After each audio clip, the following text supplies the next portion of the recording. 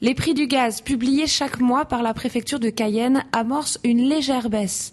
Après une augmentation de 70 centimes entre septembre et octobre, les prix baissent enfin de 21 centimes. Une fois c'était moins de 20 €, ça m'arrangeait, là ça 20 des poussières, c'est beaucoup pour moi. Hein? Ah oui, c'est beaucoup le gaz. Hein? C'est un peu bien cher, je trouve, le gaz. Parce qu'on n'utilise que ça en Guyane en plus. Dès que ça augmente, je change de couleur. Hein? C'est comme la bouteille de gaz, je change de couleur. La concurrence de la consommation de la répression des fraudes interviennent sur le terrain pour vérifier si cette réglementation est effectivement appliquée.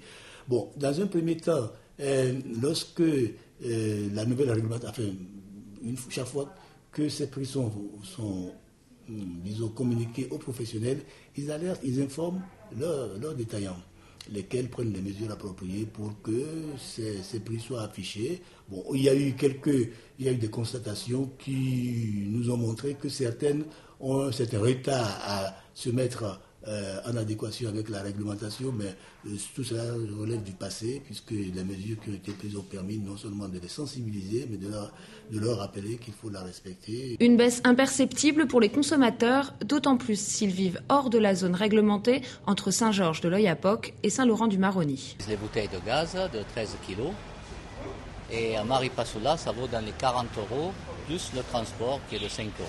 Dans l'ancienne réglementation, il y avait un prix pour Cayenne, l'île de Cayenne, et un prix pour Sinamari, et puis enfin, pratiquement il y avait plusieurs zones qui intervenaient avec des prix différenciés.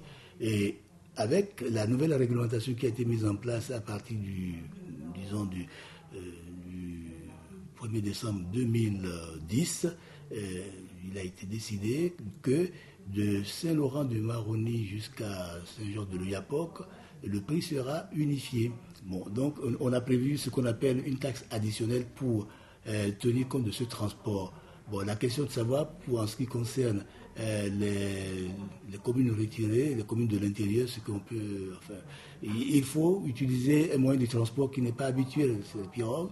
Par exemple, c'est aussi pour tous ceux qui sont très éloignés de ces deux zones géographiques, il y a un coût de transport dont on ne peut pas ne pas tenir compte.